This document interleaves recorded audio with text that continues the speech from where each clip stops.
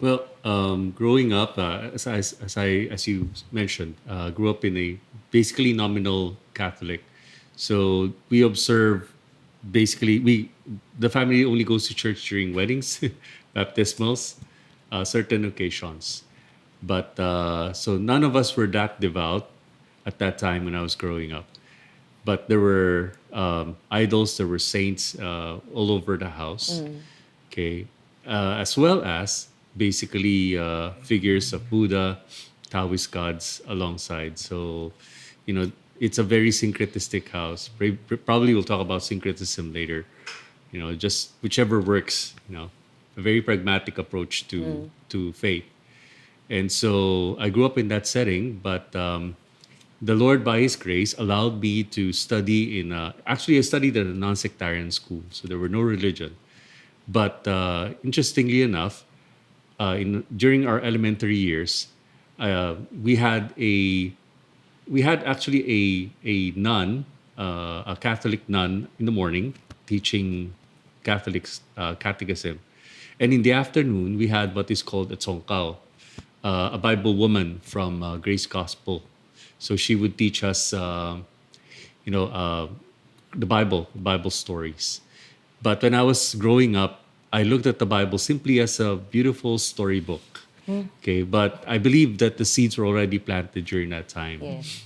You know, Actually, when I was more drawn to the nuns and the priests because I felt there was something holy about them that time. But I liked the afternoon session because they had prizes and they would give Christmas gifts to us. But that ended there. I never recalled accepting Christ during my elementary years. But oh, there's one more. Our grade six advisor was also a very devout believer in Christ. She's a Christian, and she would start our everyday session with a devotion from the daily bread. So that's what I recall.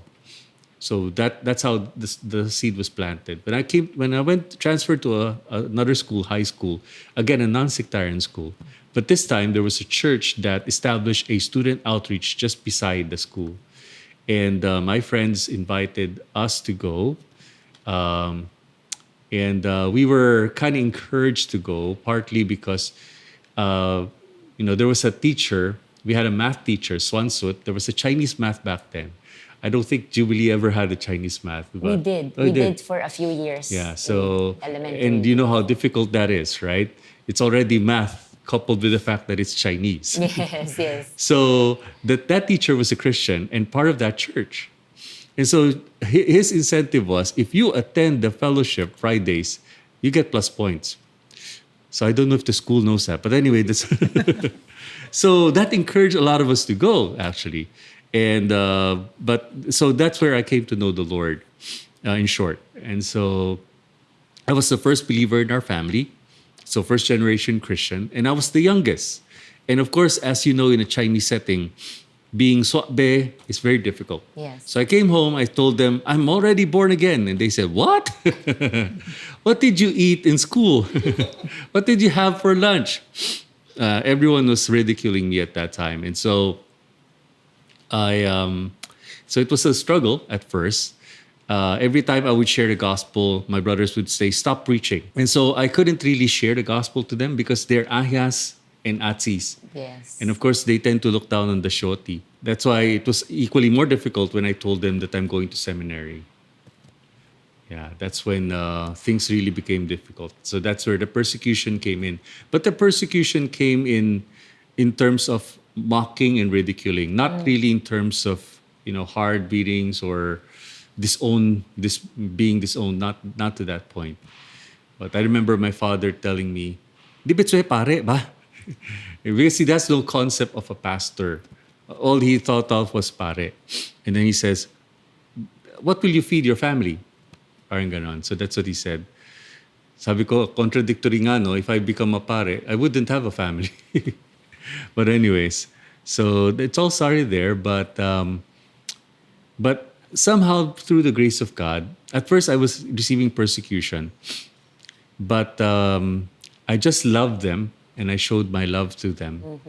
came to that point when my father, instead of ridiculing me, would even ask me for, because the first church where I served, they had this publication, just like I think Jubilee has Voice of Jubilee. We had a publication, and I would write in those publications. And so he would ask me, "Can I have a copy?"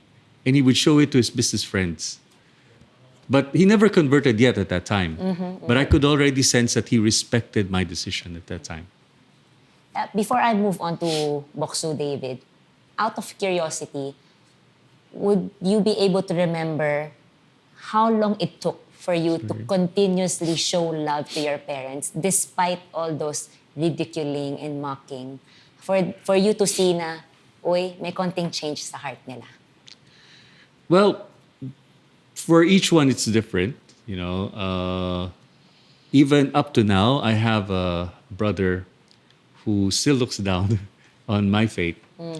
But for my dad, it took, I couldn't recall how many years, probably close to 10 years. 10 years. Wow. A decade then. But praying for them to become Christians, it took longer than that. Yes. Yeah. So the very first change that you saw was in your dad. And then next would be the other family members already.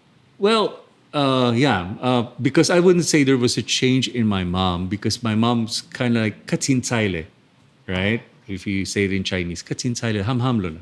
Parang ibo, kwatang, she doesn't really put too much emphasis on faith. Okay.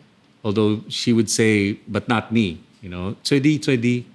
Okay, so you go, but not me. I would say my dad. Before my dad even started to accept me, my DT, who was very devout in terms of her Catholic faith, eventually she became very devout. She was the second one to become a Christian. Thank you for joining us today in our discussion. We hope we were able to enlighten you in some of the issues you are currently facing.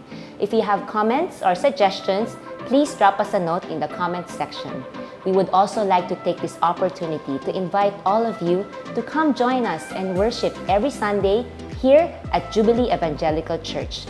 We have English services at 8:30 a.m. and 10:30 a.m., Amoy service at 10:30 a.m., Taglish service at 3 p.m., and you can also join us online through our Facebook and YouTube channels at 3 p.m. For more details, you may also check our website at jec.com.ph.